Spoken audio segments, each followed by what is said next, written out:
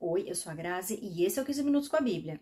No vídeo anterior vimos que Elias conquistou uma importante vitória contra a idolatria. Ele demonstrou na frente de todo Israel quem era o Deus único e verdadeiro, e com isso executou 450 profetas de Baal. Como se isso não bastasse, através de sua oração, deu fim a um período de cerca de 3 anos. Tudo parecia ir bem com Elias, já que finalmente teria um pouco de paz, e não precisaria mais se esconder. Mas não é bem assim que as coisas acontecem. Uma simples mensagem de Jezabel faria o profeta ter tanto medo a ponto de ansiar pela própria morte. Capítulo 19. A fuga de Elias para Horebe. Ora, Acabe contou a Jezabel tudo o que Elias tinha feito e como havia matado todos aqueles profetas à espada. Por isso, Jezabel mandou o mensageiro a Elias para dizer-lhe: que os deuses me castiguem com todo rigor, se amanhã, nessa hora, eu não fizer com a sua vida o que você fez com a deles. Elias teve medo e fugiu para salvar a vida. Em Berseba de Judá, ele deixou seu servo e entrou no deserto, caminhando um dia. Chegou a um pé de giesta, sentou-se debaixo dele e orou, pedindo a morte. Já tive o bastante, Senhor, tira a minha vida, não sou melhor do que os meus antepassados. Depois se deitou debaixo da árvore e dormiu. De repente, um anjo tocou nele e disse: levante-se e coma. Elias olhou ao redor e ali, junto à sua cabeça, havia um pão assado sobre brasas quentes e um jarro de água. Ele comeu, bebeu e deitou-se de novo. O anjo do Senhor voltou, tocou nele e disse: levante-se e coma, pois a sua viagem será muito longa. Então ele se levantou, comeu e bebeu. Fortalecido com aquela comida, viajou 40 dias e 40 noites até chegar a Horebe, o monte de Deus. Ali entrou numa caverna e passou a noite. A primeira coisa que me chama a atenção é o fato de Acabe contar a Jezabel o acontecido com os profetas e ela enviar uma mensagem para Elias prometendo vingar-se. Acabe demonstra ser um homem fraco e dominado pela esposa. Diante de Elias ele não fez nada, apenas obedeceu a todas as ordens que o profeta lhe transmitiu.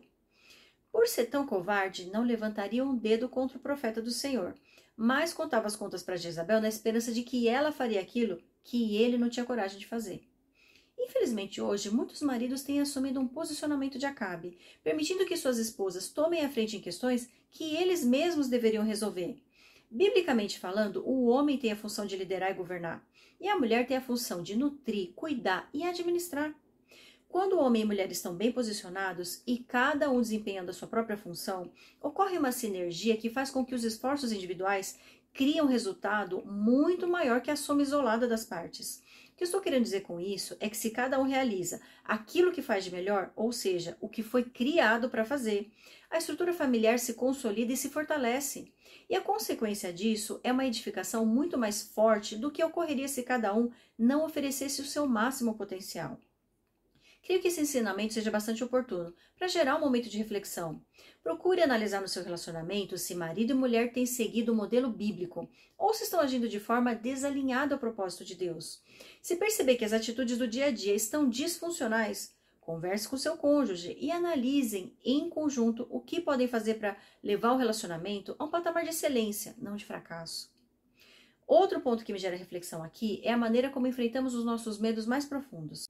Elias havia acabado de alcançar a maior conquista de toda a sua vida, demonstrar o poder de Deus diante de todo o povo e, de quebra, acabar com uma seca de 3 anos. O que mais me impressiona é que, apesar disso, ao receber a mensagem de Jezabel, ele ficou tão apavorado que fugiu temendo por sua vida. Sabe qual é a reflexão que eu faço aqui? Não importa o tamanho do milagre ou do livramento que o Senhor nos conceda. Ao menor sinal de perigo, novamente duvidamos que Ele é poderoso para nos salvar. Esse é um sintoma de uma fé vacilante, uma fé que depende de condições favoráveis para se manter de pé. Não é verdadeiramente uma fé. Creio que nesse momento Elias foi colocado numa situação que tinha como objetivo revelar seus medos, para que pudesse ser curado de sua insegurança. O Senhor o direcionou a partir sozinho em direção ao deserto, onde passaria por alguns processos importantes para o seu desenvolvimento. Elias caminhou um dia inteiro até que encontrou uma árvore sob a qual adormeceu. Depois disso, um anjo o acordou para comer e beber. Ele adormeceu novamente e o anjo o acordou pedindo para que comesse e bebesse mais um pouco, pois a viagem que enfrentaria seria longa. Sabe qual é a reflexão que faço aqui? Às vezes o cansaço excessivo nos conduz a um desânimo generalizado e quando estamos desanimados passamos a enxergar circunstâncias sob uma ótica distorcida. As coisas aparentam ser muito piores do que realmente são. E sabe o que precisamos fazer quando nos cansarmos? Descansar e não desistir. Elias estava tão cansado de fugir e se esconder que pensou em desistir de tudo. mas o que ele precisava era apenas descansar um pouco para recarregar suas energias. Depois de dormir um pouco, se alimentar e se hidratar adequadamente, ele teve forças suficientes para atravessar o deserto durante 40 dias e 40 noites. A reflexão que me surge é a importância de respeitarmos o princípio do descanso. Ele é tão importante para a vida do ser humano que Deus o introduziu como mandamento. Cada família é livre para estabelecer qual dia da semana será reservado ao descanso. Não precisa necessariamente ser um sábado ou domingo. Cada família tem uma configuração diferente, o que não podemos negligenciar o princípio.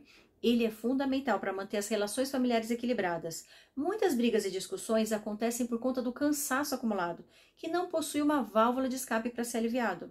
Quando o nível de tensão atinge seu máximo, acabamos descontando nas pessoas mais próximas, que normalmente são as que mais amamos. Vivemos em um mundo estressante, em que os ânimos andam acalorados, e se não entendermos a importância de respeitar os nossos limites e os limites do outro, certas barreiras cairão e ficaremos desprotegidos. Versículo 9. O Senhor aparece a Elias.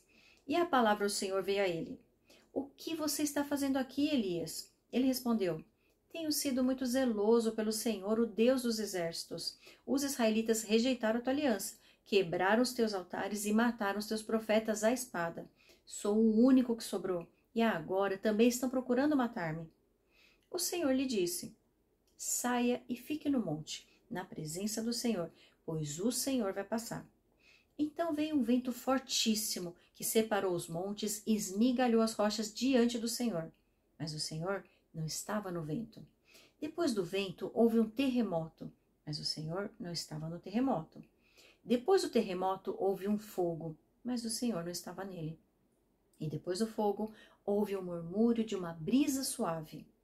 Quando Elias ouviu, puxou a capa para cobrir o rosto, saiu e ficou à entrada da caverna. E uma voz lhe perguntou, o que você está fazendo aqui, Elias? Ele respondeu, tenho sido muito zeloso pelo Senhor, o Deus dos exércitos.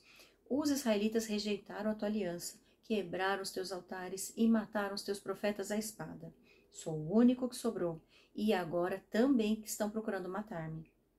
O Senhor lhe disse, volte pelo caminho por onde veio, e vá para o deserto de Damasco. Chegando lá, unja Azael como rei da Síria.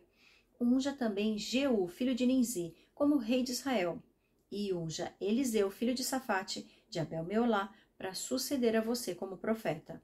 Jeú matará todo aquele que escapar da espada de Azael, e Eliseu matará todo aquele que escapar da espada de Jeú.